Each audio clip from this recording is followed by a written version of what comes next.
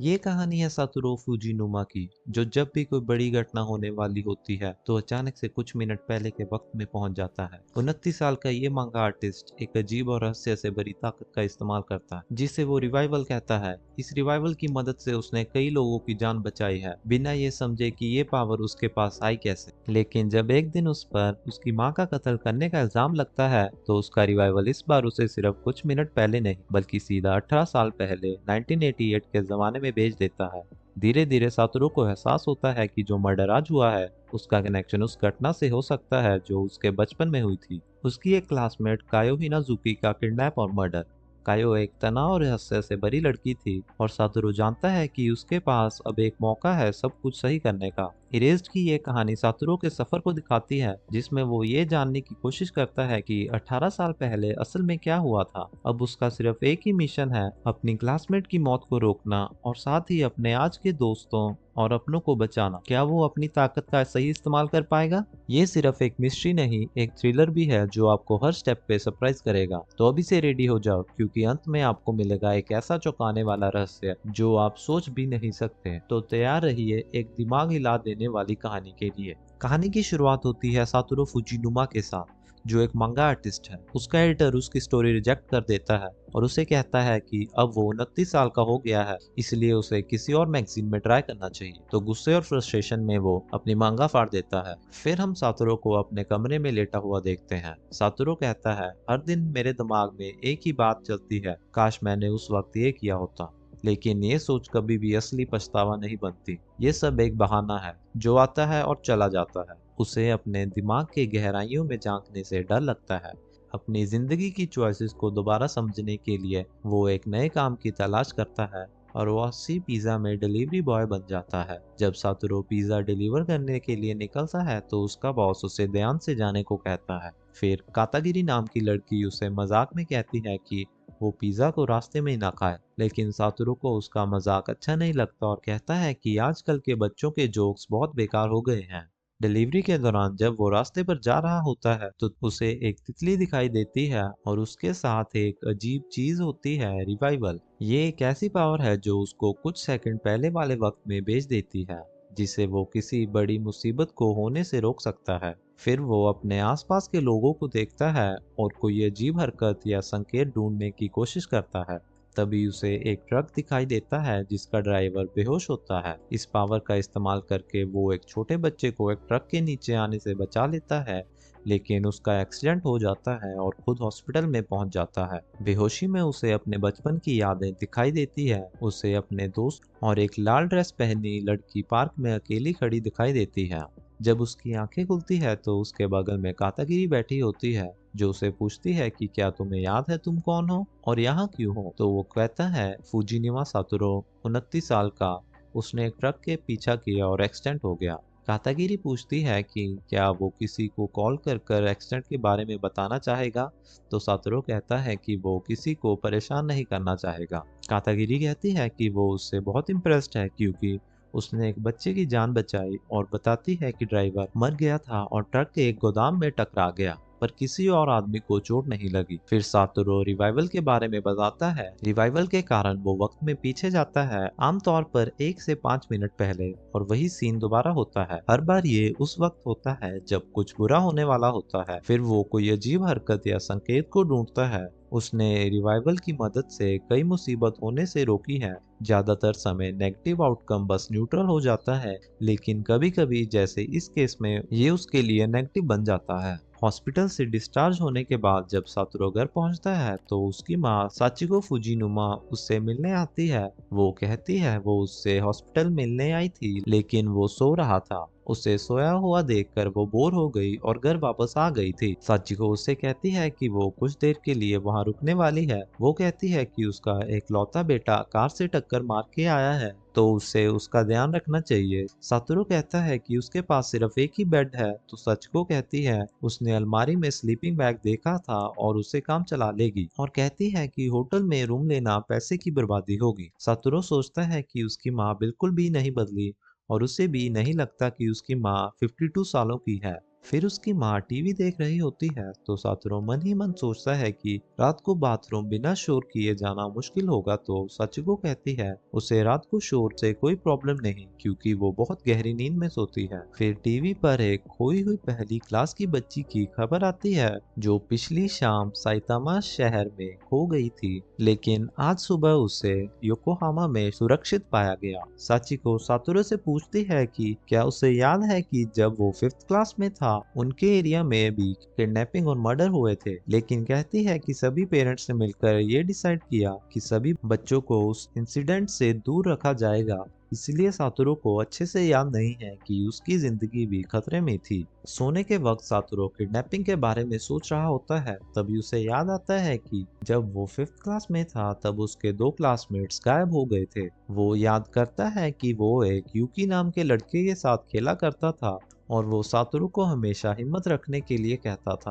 वो कहता था कि अगर वो हिम्मत रखेगा तो वो क्लास में पॉपुलर हो जाएगा। उसके क्लासमेट्स के गायब होने के 6 महीने बाद यूकी को किडनैपिंग और मर्डर की वजह से अरेस्ट किया गया था। अगले दिन जब सातोरू अपनी माँ के साथ स्टोर पर जा रहा होता है, उसके साथ एक और रिवाइवल होता है, पर इस बार वो नहीं समझ पाता कि इसके पीछे कारण क्या है। इसके बीच साचिको एक अजीब आदमी को देख लेती है जो एक बच्चे को किडनैप करने की कोशिश कर रहा होता है, लेकिन थोड़ी देर बाद वो आदमी अकेला ही कार में चला जाता है, लेकिन साचिको उसकी नंबर प्लेट की फोटो खींच लेती है। कुछ देर बाद उनकी मुलाकात कातागिरी से होती है, जिसे साचिको डिनर पर बुलाने का फैसला करता है, और जब वो सब घर जा रहे होते हैं तो वही आदमी उनको गाड़ी में से देख रहा होता है। वो सब मिलकर डिनर करते हैं। जब कातागिरी वापस जाने लगती है तो रात होने की वजह से सातोरू उसे ट्रेन स्टेशन तक छोड़ने जाता है। कातागिरी उसे राइड और खाने के लिए शुक्रिया कहती है। जब वो वापस घर आता है तो साचिको कहती है कि शायद उस दोपहर एक आदमी एक छोटी बच्ची को किडनैप करने लगा था और उनके कारण उसने किडनैपिंग नहीं की। अगले दिन सातोरू एक मैगजीन को पढ़ रहा होता है जिसमें शिरातोरी जुन यानी यूकी की मौत की सजा के बारे में लिखा होता है और एक लड़की हिनाजुकी कायो के बारे भी लिखा होता है। इसे देखकर उसे याद आ जाता है कि कायो उसकी क्लासमेट थी 18 साल पहले। कायो को किडनैप कर मार दिया गया था। सातोरू ने उसे आखिरी बार एक पार्क में अकेली खड़ी को देखा था। साचिको किडनैपिंग की गहराई तक जाने की कोशिश करती है। वो समझ जाती है कि असल कातिल वही आदमी है। वो कहती है कि वो आदमी अपनी शक्ल को छुपा रहा था, जिसका मतलब है साचिको उस आदमी को जानती है। वो कहती है कि उसने उस आदमी की आंखें पहले कहीं देखी है, लेकिन उसे याद नहीं आ रहा। अचानक से उसे उस आदमी की असलियत समझ आ जाती है। जब साचिको घर वापस आ जाती है तो पीछे से वही आदमी उसे मार देता है। साचिको सातोरू को घर ना आने के लिए मैसेज करने की कोशिश करती है, लेकिन वो आदमी साचिको का फोन उठा लेता है। साचिको मरने से पहले सातोरू को सॉरी कहती है कि उसने उस पर विश्वास नहीं किया था। सातोरू अपने काम से वापस आने लगता है तो कातागिरी उसे कहती है कि उसे उसकी मम्मी की कढ़ी बहुत पसंद आई और वो और करी खाना चाहेगी। जब सातोरू घर पहुंचता है तो उसे अपनी माँ की लाश मिलती है। वो अपनी माँ को जगाने की कोशिश करता है, लेकिन जब वो चाकू को देखता है तो घबरा जाता है। तभी उसकी नेबर उसके लिए कुछ लेकर आती है। वो सातोरू के हाथों पर खून लगा हुआ देखती है। इसके कारण उस पर ही कत्ल का इल्जाम लग जाता है,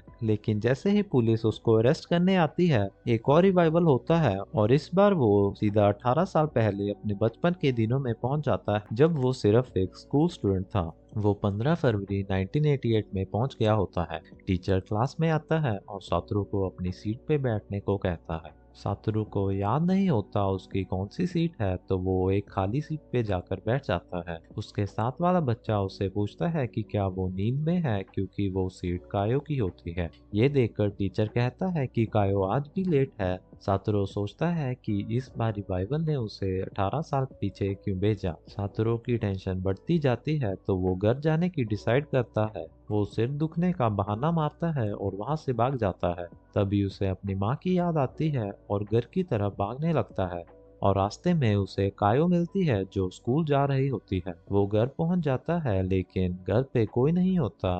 वो एक डब्बे के पीछे पड़ी हुई चाबी का इस्तेमाल कर कर दरवाजा खोलता है। वो अपना पुराना घर देखकर खुश हो जाता है। अपनी माँ के इंतजार में वो वहीं पर सो जाता है। जब उसकी माँ काम से वापस आती है तो उसे देखकर सातोरू खुश हो जाता है। फिर साचिको उसके लिए हैमबर्गर बनाती है खाने के लिए। अपनी माँ को जिंदा देखकर और उसके हाथ का खाना खाकर वो रो पड़ता है।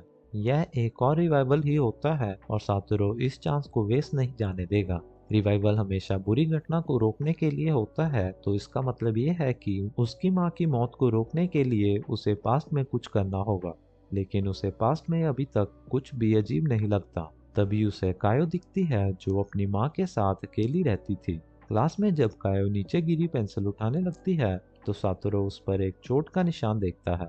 केन्या सातोरू को कहता है कि वो कायो को पूरी क्लास घूर रहा था और क्या उसे कायो पसंद है। सातोरू कहता है कि उसे कायो पसंद तो नहीं, वो बस उसके बारे में क्यूरियस है। तो काजू कहता है कि ये बात सेम ही है और वो उसे कायो को मिलने ले जाता है। काजू ने कायो को बताया होता है कि सातोरू उसे पसंद करता है और उसे सातोरू से मिलने के लिए कन्विंस करता है। सातोरू कायो से कहता है कि वो उसका फ्रेंड बनना चाहता है, तो कायो पूछती है कि क्यों। सातोरू कुछ नहीं कहता तो कायो कहती है कि सातोरू भी उसकी तरह फेक है। यह सुनकर उसे शक हो जाता है कि क्या कायो को उसकी सच्चाई के बारे में पता है। वो उससे पूछती है कि वो अपनी माँ को प्यार करता है क्योंकि कल वो घर जाते हुए बहुत खुश था, जिसका जवाब वो हाँ में देता है। ये सुनकर कायो वहाँ से जाने लगती है तो सातोरू उसे रोककर फिर से पूछता है कि क्या वो फ्रेंड्स बन सकते हैं। तो कायो उससे पूछती है कि क्या सातोरू उसे बचाने के लिए किसी को मार सकता है। वो मन ही मन सोचता है कि कायो के साथ कुछ बुरा हो रहा था उसके मरने से पहले और वो उसे बचा सकता है। तभी हम यूकी को देखते हैं जो सातोरू और कायो को दूर से देख रहा होता है। फिर सातोरू सोचता है कि कायो उसे इसलिए फेक कह रही थी क्योंकि वो दोस्त बनाने के लिए अपनी पर्सनैलिटी से अलग बिहेव करता है,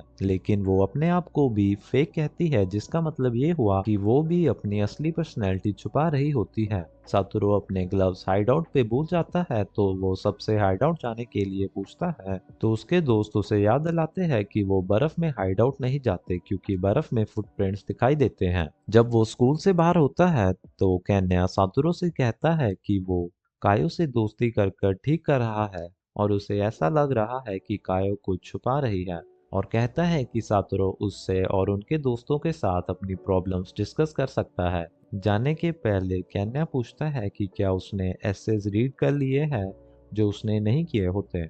घर पहुंचकर वो कायो का ऐसे रीड करता है। उसमें लिखा होता है the town without me by Kayo Hinazuki. जब मैं बड़ी हो जाऊंगी, इतनी बड़ी कि अकेले कहीं जा सकूं, तो मैं किसी दूर के देश में जाना चाहूंगी।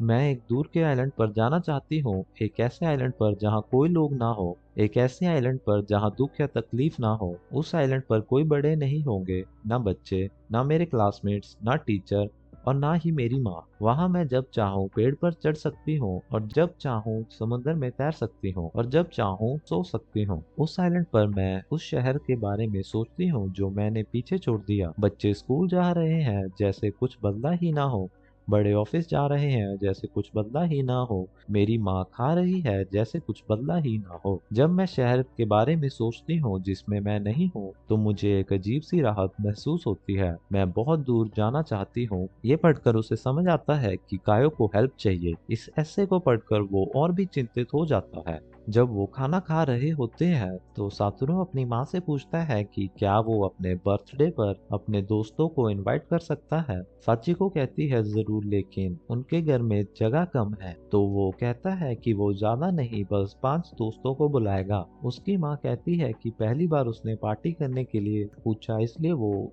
बड़ा केक लेकर आएगी। सातोरू सोचता है कि अगर वो कायो को और अच्छे से समझेगा और उसके व्यवहार में बदल आएगा तो शायद वो उस अपराध को होने से रोक सकता है। फिर साचिको उसे पूछती है कि क्या उसकी गर्लफ्रेंड बन गई है क्योंकि उसके सिर्फ 4 दोस्त हैं, लेकिन सातोरू सोने का नाटक करता है और उसे इग्नोर कर देता है। अगले दिन सातोरू स्कूल के बाद कायो को बर्थडे के लिए बुलाने जाता है। उसे पता होता है कि कायो स्कूल के बाद एक पार्क में जाती है क्योंकि घर पर उसकी माँ उसे मारती है। कायो अकेली पार्क में खड़ी होती है तो सातोरू उसे कहता है कि वो सच में उसका दोस्त बनना चाहता है और उसे अपनी बर्थडे पार्टी पे इनवाइट करता है। सबसे पहले इनविटेशन वो कायो को ही देता है। फिर कायो उससे पूछती है कि क्या उसके हाथों को ठंड लग रही है, तो वो कहता है कि हाँ, उसने अपने ग्लव्स खो दिए हैं। फिर कायो सातोरू को अपने हाथ दिखाने के लिए कहती है और कायो वहां से चली जाती है। फिर सातोरू सोचता है कि 18 साल पहले उसने कायो को आखिरी बार इसी पार्क में देखा, गायब होने से पहले, और उसकी लाश सर्दियों के बाद बर्फ पिघलने के बाद मिलती है। कायो मार्च के महीने किडनैप हुई थी। तीन बच्चे नाकानिशी आया, सुबिता हिरोमी और हिनाजुकी कायो की किडनैपिंग हुई थी।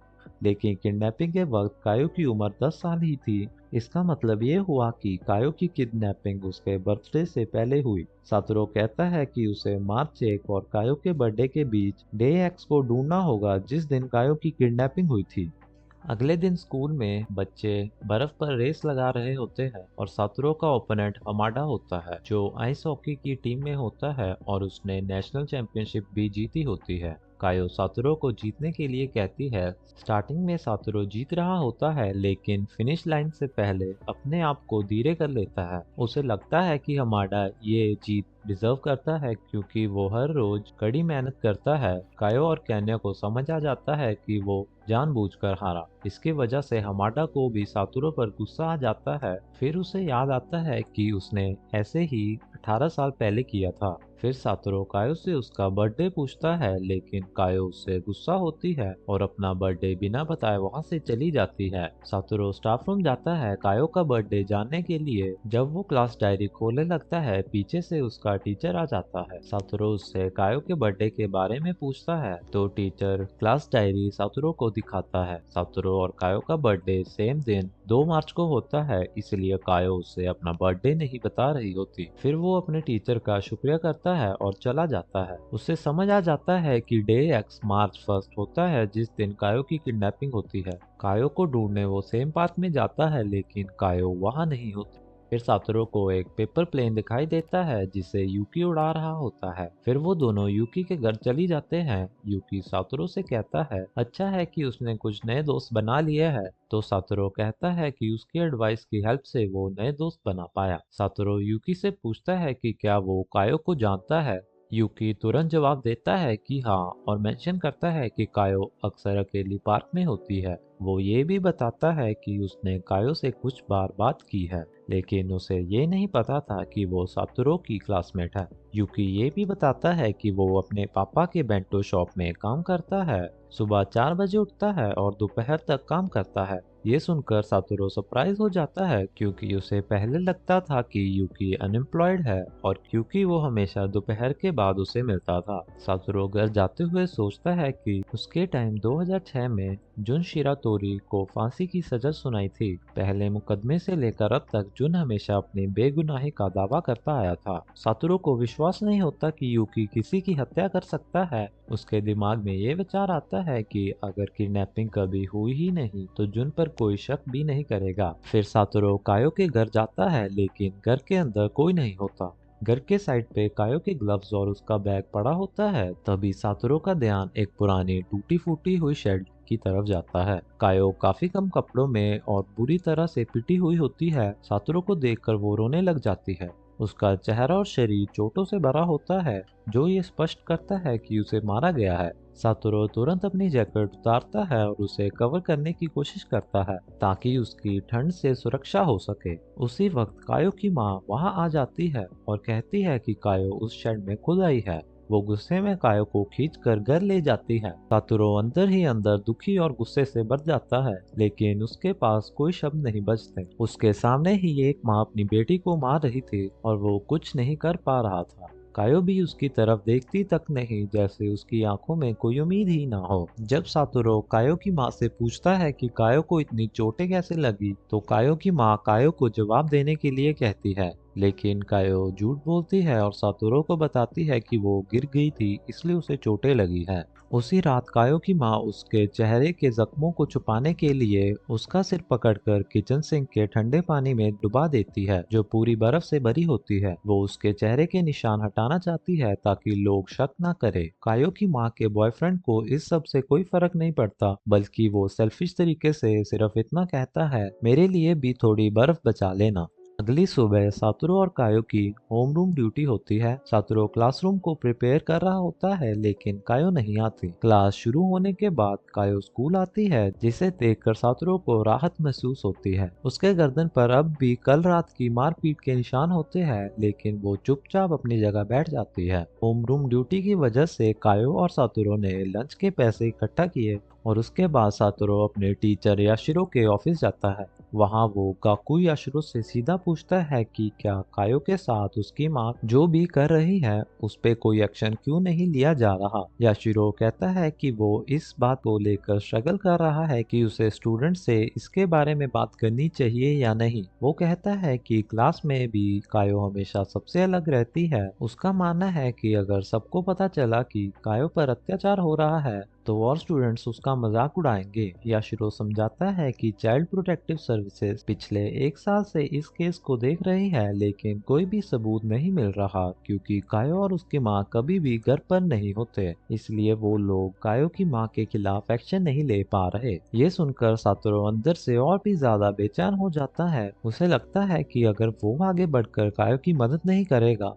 तो कोई और भी नहीं करेगा। जब सातोरू क्लास में वापस आता है और देखता है कि सबकी लंच मनी उसके डेस्क में नहीं है तो वो याशिरो को रिपोर्ट करता है कि लंच का पैसा गायब हो गया है। जैसे ही ये बात क्लास में फैलती है मिसातो तुरंत कायो पर इल्जाम लगा देती है कि उसने पैसे चुराए हैं। वो कहती है कि कायो अपने लंचेस के पैसे नहीं देती और उसे लगता है कि चोर वही हो सकता है जो गरीब हो। मिसातो डिमांड करती है कि सबके बैग चेक किए जाएं, जो कायो के लिए और भी एम्बैरेसिंग हो जाता है। लेकिन थोड़ी देर बाद वो पैसे कायो के बैग के अंदर से मिलते हैं जिसे पूरी क्लास उसे चोर समझने लगती है। बच्चे उसे गरीब कहकर बुलाने लगते हैं जैसे कि वो सच में दोषी हो। सातोरू गुस्से से भर जाता है और कहता है कि उसे कोई फर्क नहीं पड़ता अगर कायो गरीब है या भूखी क्योंकि वो कभी भी किसी से चोरी नहीं करेगी।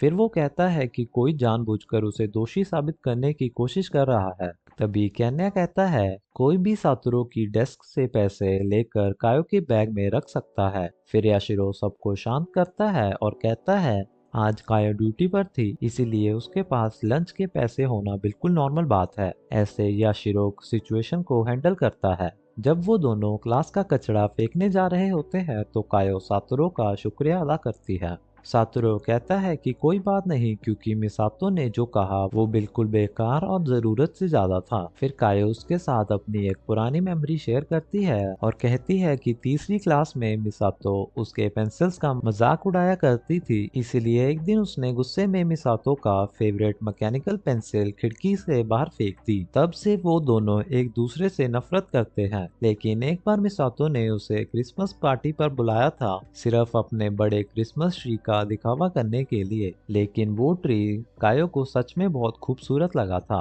दिन के अंत में जब साफ सफाई की ड्यूटी खत्म हो जाती है सातोरू कायो को एक स्पेशल जगह ले जाने का फैसला करता है। वो उसे एक पहाड़ पर ले जाता है। वहाँ उन्हें फॉक्सेस भी देखने को मिलते हैं। जब वो पहाड़ी के टॉप पर पहुँचते हैं तो वहाँ एक बर्फ से ढका क्रिसमस ट्री होता है। यह एक खूबसूरत नज़ारा होता है जो थोड़ी देर के लिए कायो के दुखों को कम कर देता है। वहां पहुंचकर सातोरू कायो से कहता है कि उन्हें गर्मी के टाइम भी यहाँ वापस आना चाहिए ताकि वो इस जगह का अलग रूप भी देख सके। कायो पहली बार सातोरू की बात सुनकर एक हल्का सा स्माइल करती है जैसे उसके मन में एक छोटी सी उम्मीद जगी हो कि शायद उसका जीवन सिर्फ दुख और तकलीफों से नहीं भरा बल्कि खुशी भी मिल सकती है। फिर हम केन्या और याशिरो को कुछ डिस्कस करते हुए देखते हैं। अगली सुबह सातोरू और उसकी माँ खाना खा रहे होते हैं तो वो अपनी माँ से पूछता है कि क्या वो अगले सैटरडे साइंस सेंटर जा सकता है। तो साचिको कहती है जरूर, क्यों नहीं। फिर सातोरू क्लास में बैठा होता है और कायो की तरफ देखकर सोचता है कि कुछ भी हो जाए इस सैटरडे कायो को वो घर नहीं जाने देगा क्योंकि उसकी माँ उसे हर सैटरडे मारती होती है। फिर मिसातो कंप्लेन करती है कि कुछ लड़कियां टीचर के साथ फ्लर्टी बिहेव कर रही है जिस पर सातोरू पॉइंट आउट करता है कि पहले वो भी ऐसा करती थी। मिसातो जवाब देती है कि अब वो ऐसा नहीं कर सकती क्योंकि टीचर उसे एक चोर समझता है। सातोरू अपने दोस्तों से साइंस सेंटर जाने के बारे में पूछता है लेकिन जब वो बताता है कि कायो भी आ रही है तो उसके दोस्त दोनों को अकेले में टाइम देने के लिए डिसाइड करते हैं और ना जाने के बहाने बनाते हैं। फिर सातोरू कायो से सैटरडे को ट्रिप पर चलने के लिए पूछता है। कायो बताती है कि उसके माँ ने उसे सैटरडे को जल्दी घर आने के लिए कहा है। सातोरू कहता है कि वो उसकी माँ से घूमने जाने की परमिशन ले लेगा। फिर हम देखते हैं कि याशिरो केन्या को टीचर्स ऑफिस में बुलाता है हमने पहले भी इन दोनों को अकेले बात करते देखा था। आपको क्या लगता है ये दोनों किसी तरह का प्लान बना रहे हैं? नीचे कमेंट्स में जरूर बताना। सातोरू कायो की माँ से परमिशन लेने जाता है ताकि कायो उसके साथ साइंस सेंटर जा सके। उसकी माँ साफ मना कर देती है। वो कहती है कि दो बच्चों का अकेले कहीं जाना सही नहीं है। जब सातोरू उसे पूछता है कि वो कायो को घर पर रखने के लिए इतनी जिद क्यों कर रही है, तो वो जवाब देती है कि वो दोनों सिर्फ बच्चे हैं और अगर कुछ गलत होता है तो जिम्मेदारी कौन लेगा। सातोरू कायो को बचाने के बारे में बात करता है और फिर रियलाइज करता है कि उसने इनडायरेक्टली कायो के अत्याचार का हिंट दे दिया है। कायो की माँ डरावनी टोन में कायो से पूछती है कि क्या वो जाना चाहती है, तो कायो धीरे से हाँ कर देती है। कायो की माँ गुस्से में आकर उसके थप्पड़ मारने लगती है कि तभी सातोरू की माँ साचिको बीच में आकर कायो की माँ को रोक लेती है। वो बताती है कि एक माँ होने के नाते वो सिर्फ अपने बेटे को सपोर्ट कर रही है और कायो की माँ से कहती है कि दोनों फैमिलीज एक जैसे ही हैं, इसलिए कभी उनके घर आकर बात करने के लिए इनवाइट करती है।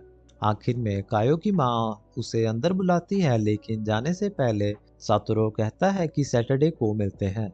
रास्ते में साचिको बताती है कि आज वो काम से जल्दी फ्री हो गई थी और जब उसने सातोरू को देखा तो उसने उसका पीछा करने का डिसाइड किया। साचिको कहती है कि आज कायो की माँ उसे नहीं मारेगी क्योंकि वो नहीं चाहती कि किसी को इसका पता चले। सैटरडे के दिन कायो साइंस सेंटर आती है और उसके शरीर पर कोई चोट का निशान भी नहीं होता। प्लेनेटेरियम जाने पर सातोरू को डेजा वू फील होता है। उसे याद आता है कि 18 साल पहले जब वो अकेला आया था तब उसने हिनाजुकी को यही देखा था। तब उसका दिमाग ये सोचने लगता है कि क्या वो सिर्फ वही चीज रिपीट कर रहा है जो पहले हो चुकी है। पिछले एपिसोड में भी उसने आइस स्केटिंग रेस में अपनी जीत ओपोनेंट को दे दी थी जो पहले भी हो चुका था। शायद वो अब तक हिस्ट्री को एक्चुअली बदलने के बजाय उसी पैटर्न को फॉलो कर रहा है। जब कायो बताती है कि उसे भी ये जगह पसंद है, सातोरू कंफ्यूज हो जाता है और सोचता है कि क्या उसने ये जगह इस वजह से चुनी थी। फिर कायो एक बात कहती है जो सातोरू को याद दिलाती है कि ये सेम बातचीत 18 साल पहले भी हो चुकी है। वो सोचता है कि क्या वो सेम चीजें रिपीट कर रहा है। वो फ्यूचर बदलने की कोशिश कर रहा है, लेकिन कहीं अनजाने में वो वही पुराने टाइम लूप में तो नहीं चल रहा।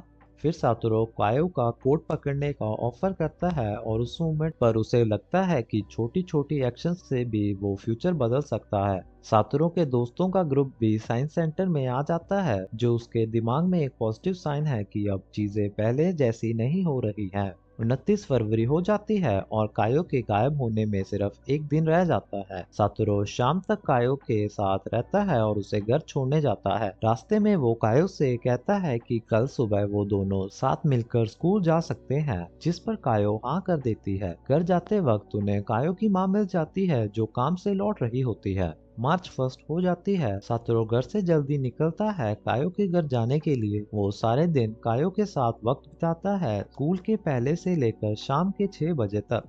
घर जाते वक्त दोनों उसी पार्क के सामने से गुजरते हैं जहां सातोरू ने कायो को आखिरी बार उसके गायब होने से पहले देखा था, लेकिन इस बार कायो अकेली नहीं होती। सातोरू कायो से कहता है कि वो अगले दिन भी उसे घर से पिक करने आएगा। उस वक्त सातोरू जितनी जोर से बोल सकता था उतनी जोर से बोलता है। ये सिर्फ कायो के लिए नहीं बल्कि उसकी माँ जो घर के अंदर थी और जो भी आसपास सुन रहा था उन सब के लिए था। वो ये बताना चाहता है कि अब वो कायो के साथ है। सातोरू सोचता है कि डे एक्स जिस दिन कायो पहले गायब हो गई थी लगभग खत्म हो चुका था। वो सोचता है कि क्या सच में सब कुछ इतना आसान था। उसे विश्वास नहीं हो रहा होता तो वो कायो के घर कंफर्म करने चला जाता है। 12 बजने पर वो खुशी से सोचता है कि सिर्फ एक दिन के अंदर उसने हिस्ट्री बदल दी है।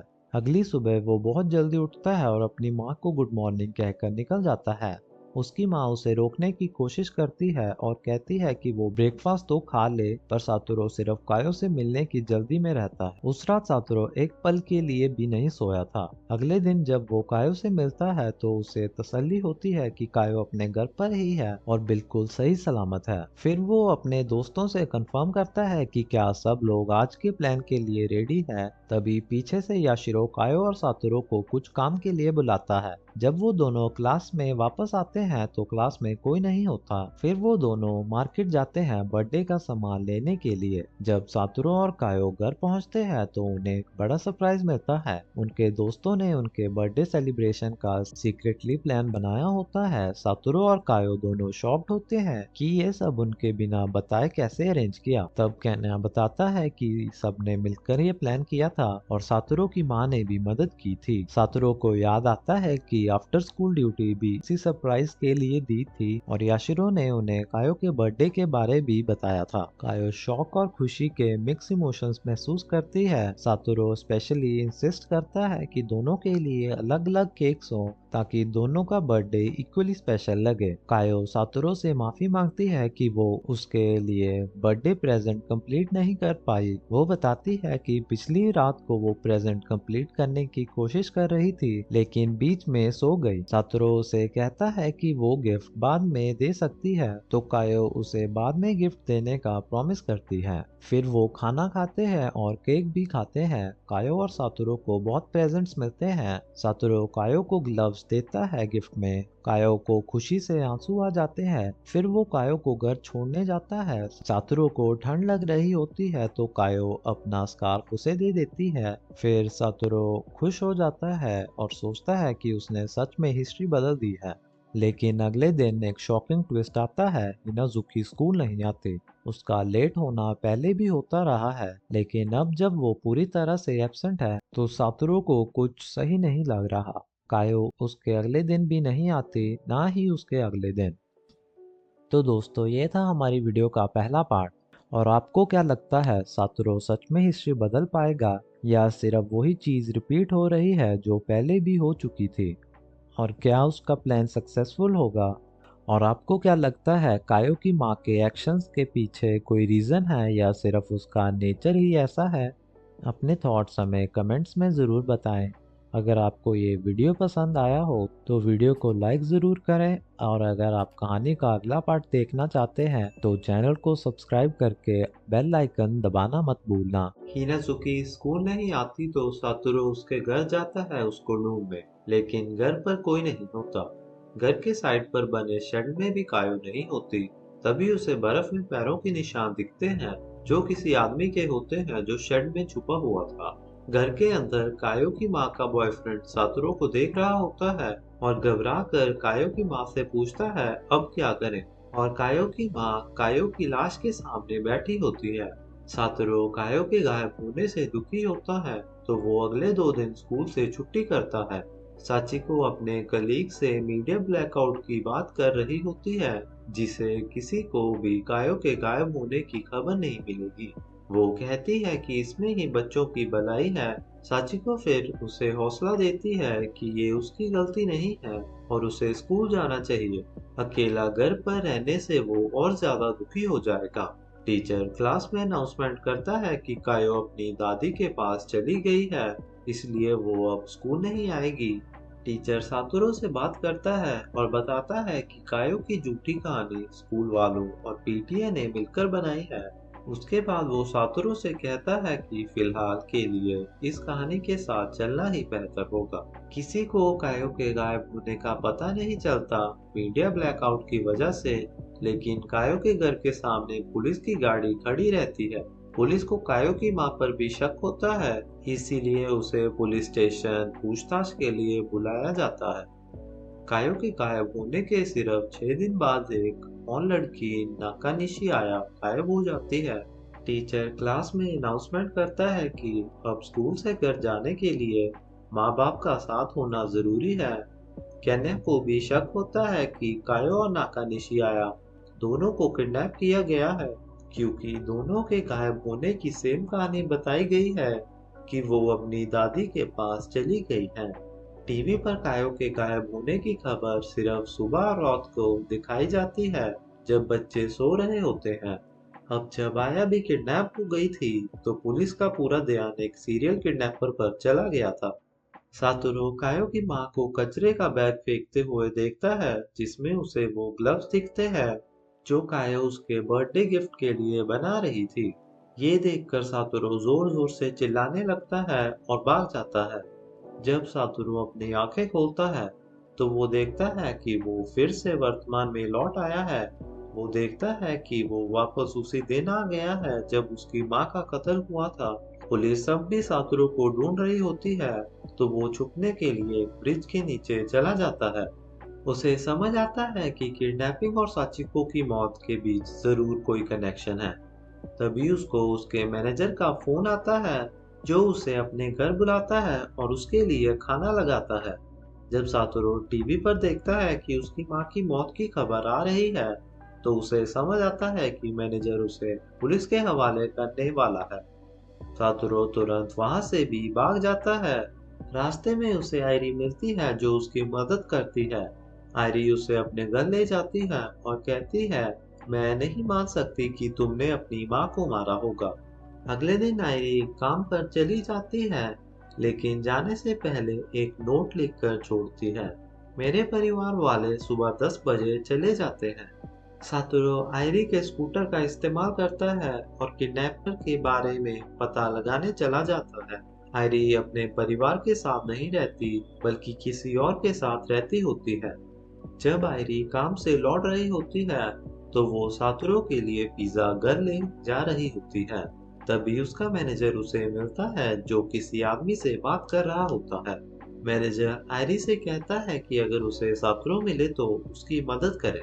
जब सातोरू आयरी के घर वापस आता है, तो मैनेजर उसे देख लेता है और तुरंत पुलिस को कॉल करने लगता है।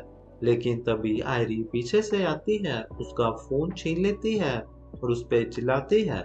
आयरी गुस्से में कहती है, अगर तुम सच में मेरी मदद करना चाहते हो, तो मेरे घर पुलिस को मत बुलाओ।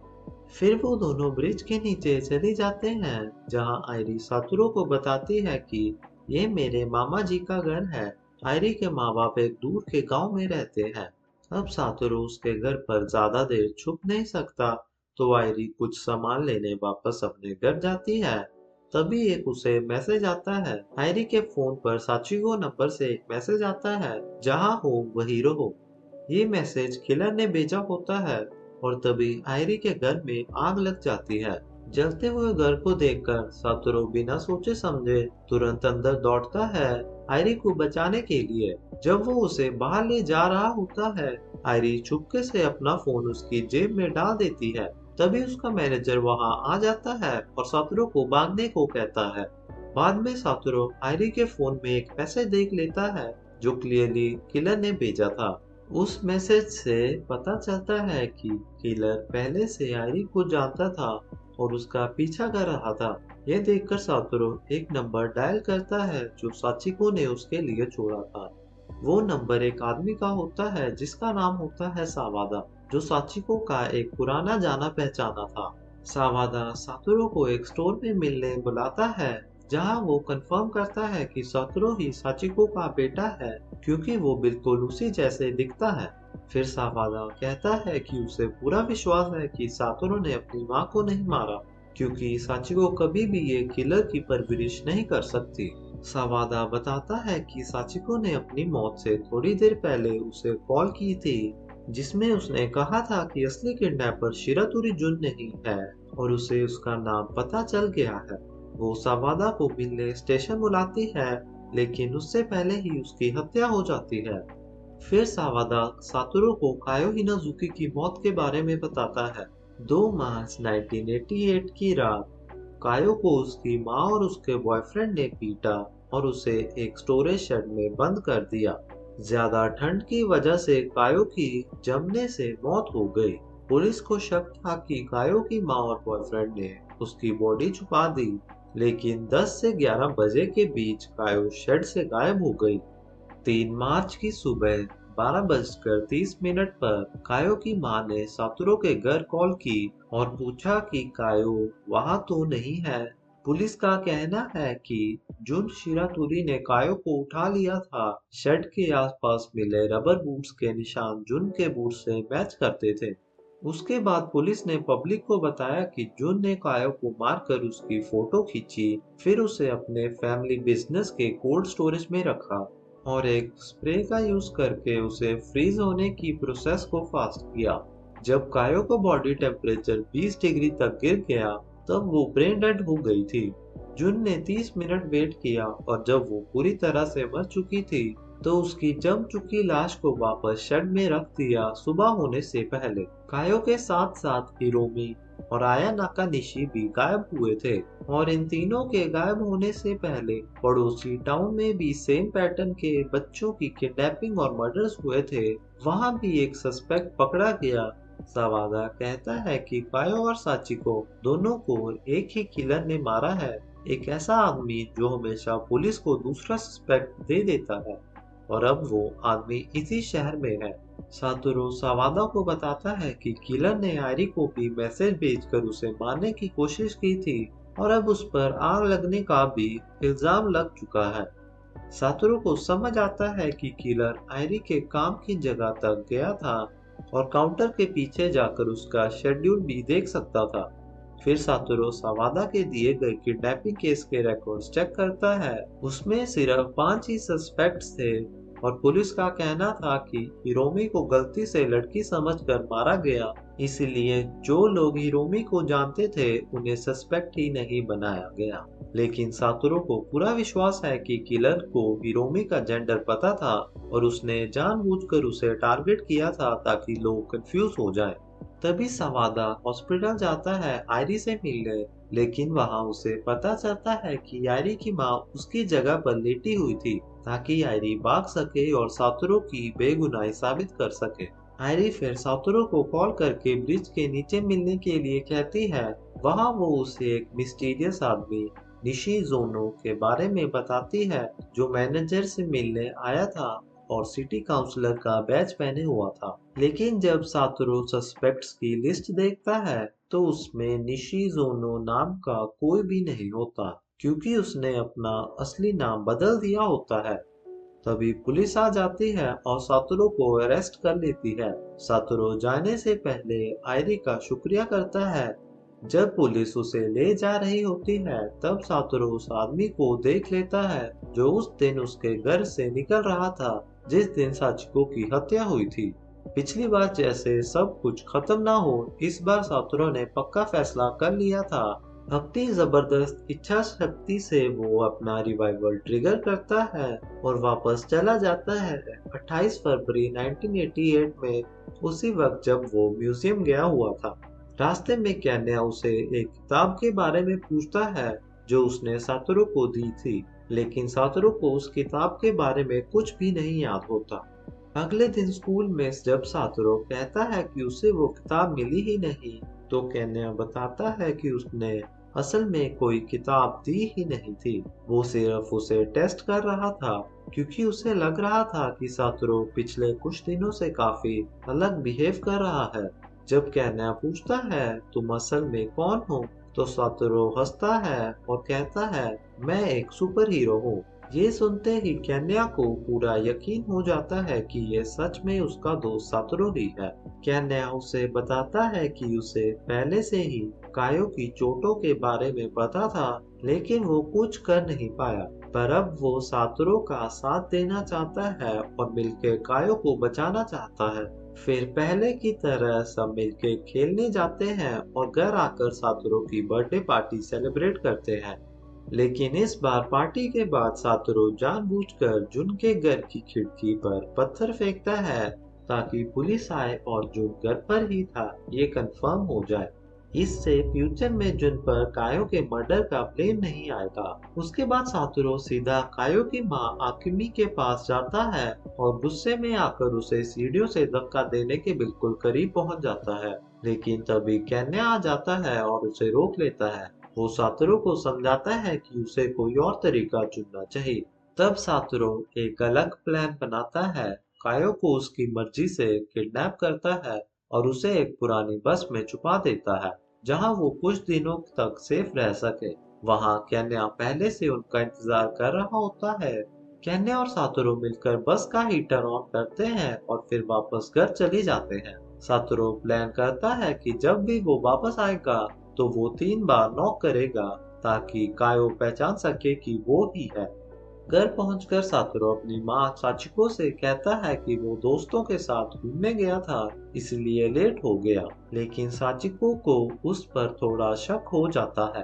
रात में जब सातोरू फिर से कायो से मिलने जा रहा होता है, तो साचिको उसे देख लेती है। सातोरू कायो के लिए नूडल्स ले जाता है और कायो अभी भी जाग रही होती है। दोनों मिलकर खाना खाते हैं और फिर सो जाते हैं। अगले दिन सुबह केन्या उन्हें जगाने आता है। सातोरू और केन्या स्कूल चले जाते हैं, लेकिन कायो स्कूल नहीं जाती। पिछली बार इसी दिन 2 मार्च की रात को कायो की मां ने उसे मारकर शेड में डाल दिया था, लेकिन इस बार ऐसा कुछ नहीं होता। ना उसकी मां ने उसे मारा और ना ही पुलिस को बुलाया। उस दिन हिरोमी भी उनके साथ बस में आ जाता है। सब मिलके कार्ड्स खेलते हैं और मजे करते हैं। खेलते वक्त कायो सजेस्ट करती है कि बाद में वो बोलेगी कि ये सारा प्लान उसका था और बाकी सब ने सिर्फ उसकी मदद की थी। इससे किसी और पर ब्लेम नहीं आएगा।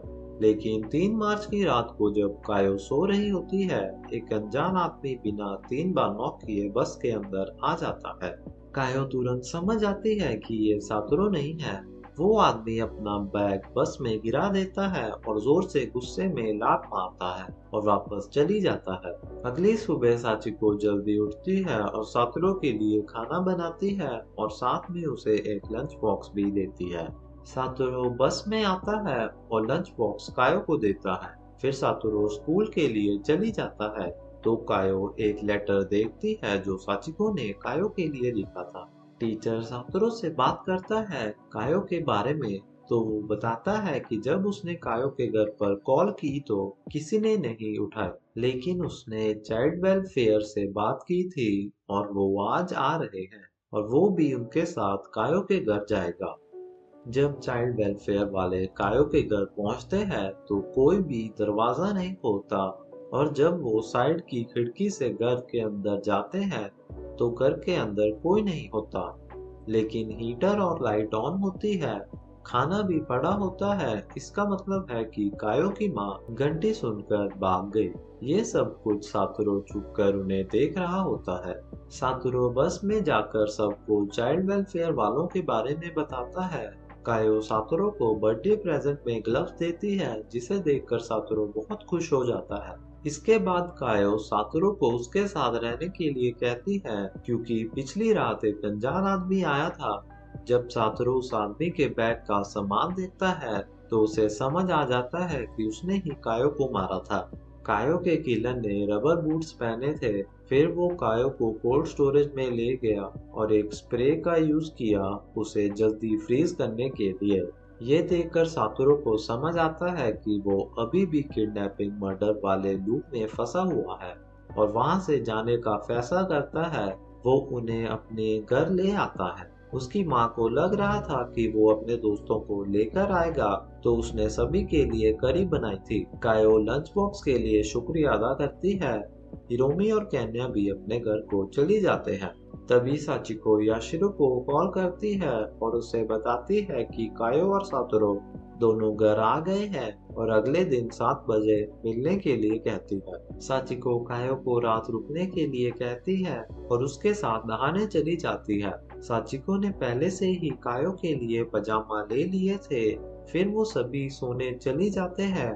कायो ने ये सब पहली बार महसूस किया, इसलिए वो बहुत खुश थी। अगली सुबह कायो साचिको का बनाया खाना देखकर रोने लग जाती है, क्योंकि उसने कभी भी इतना अच्छा खाना नहीं खाया होता। अगले दिन सातोरू और साचिको कायो के साथ उसके घर जाते हैं ताकि उसकी माँ आकिमी का सामना कर सके।